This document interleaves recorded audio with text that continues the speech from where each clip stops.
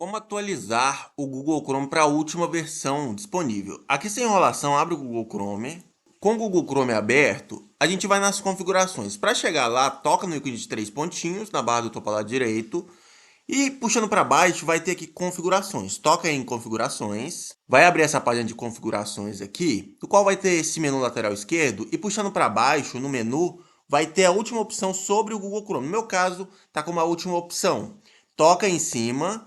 E aqui, reparem, já está procurando uma atualização, encontrou e já está atualizando automaticamente. Ou seja, se você vir nessa página aqui e ele der um load e depois pedir que você reinicie o navegador Google Chrome, quer dizer que ele atualizou automaticamente para a última versão. Então, o que você precisava fazer era apenas entrar nessa página de sobre o Google Chrome.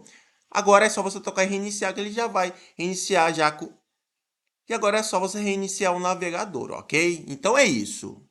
Foi!